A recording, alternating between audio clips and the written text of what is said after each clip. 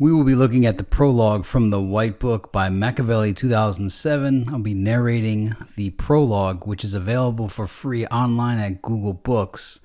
So I'm simply narrating what you are able to read on your own. Prologue. The Havana County side, near the millennium. Imagine this. This is the most beautiful land ever seen by human eyes. Supposedly, that's what Christopher Columbus said when he first laid eyes on Cuba. I'll give him that one.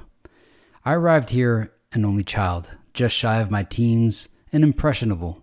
Like any child, especially one with my genes, I was a rebel. The first 10 years of my life, I didn't know my father. I knew of him, the same way as the millions of others who'd witnessed his life or paid attention to his work. I never knew that man was my father. I remember asking my mother if she'd taken me on one of those talk shows where they give DNA tests to find the father of your child. I remember her being upset, not angry, more hurt than anything. Maybe even a little amused when she looked at me with 100% certainty and said, "I know exactly who your father is." She ended our conversation with a promise. One day, you'll get to meet him.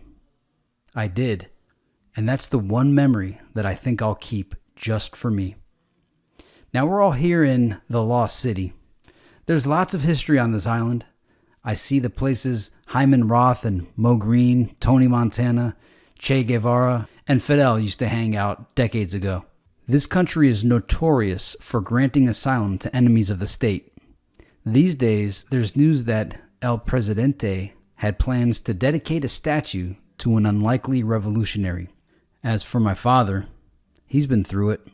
His days are lazy ones spent processing information, reading, listening to music, and screening film while flipping between Bloomberg and CNN, most days from sunup to sundown.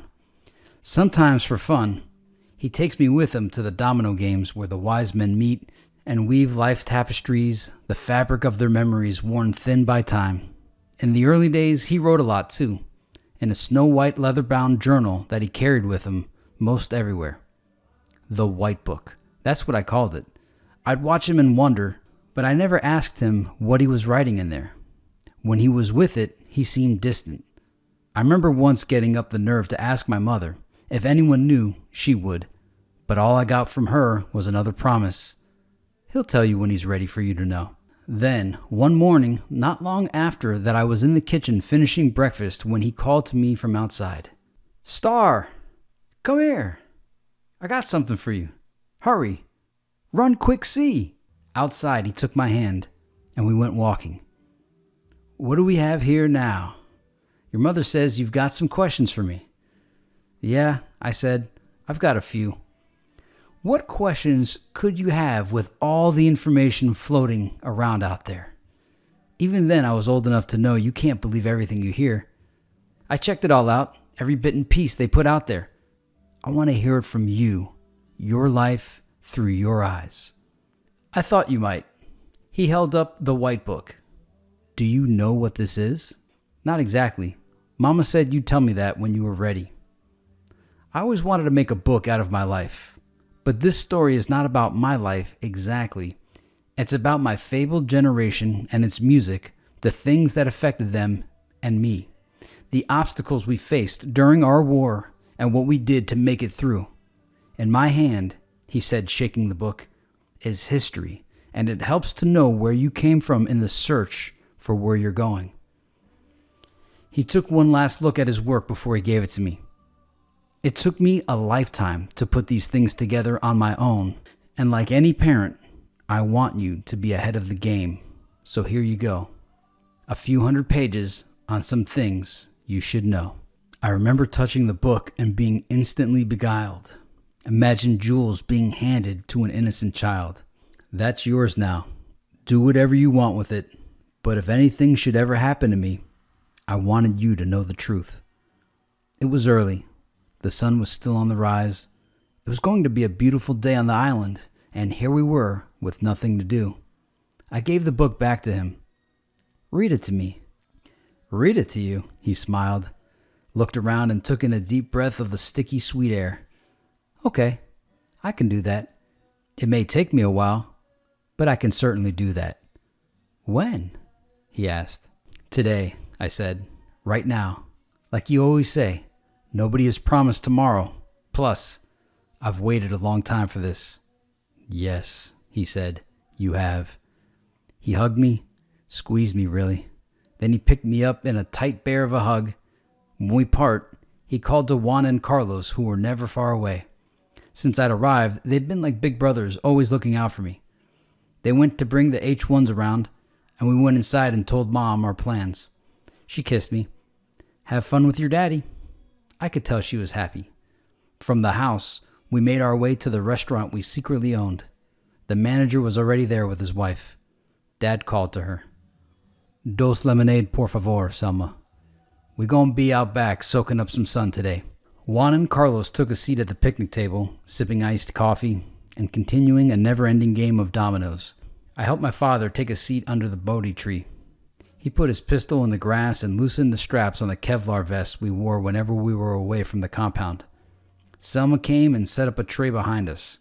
On it was glasses and a pitcher. Floating in it, fresh-cut fruit and ice. On the side, a bottle of absinthe, my father's new vice. It's hard to smoke with one lung. Then, to my surprise, he pulled from his pocket a stainless steel cylinder protecting one of Cuba's finest. I looked at him. Just for the smell, he said. You already know the drill with your mother. He lit up, then put his arm around me. I could tell he was happy. I was too. We were together and doing the things that families do. There wasn't another place in the world I'd rather have been. He was ready now, and so was I. Both prepared for the epoch of a lifetime. An epic tale of heroes and villains, politics and religions, laced by providence and design. I lay back, charting my course in the vanilla sky and wondering how, if at all, his epic would tie into mine. Then he cleared his throat and began his story. The game has changed, he said. You could feel it in the earth, you could smell it in the air, and you could hear it in the music. Much that once was has now been forgotten, for only a precious few who live remember it. And then he stopped so abruptly, instinct had me reaching for my weapon like I had been trained to do. He looked at me before he spoke again, a deep and sincere look that bonded our souls. But I trust my people. The true believers know this be the realest shit I ever wrote.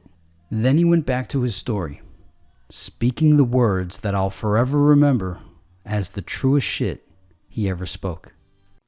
That concludes the prologue. If you do not have a physical copy of the White Book by Makavelli, I've put a link in the description below.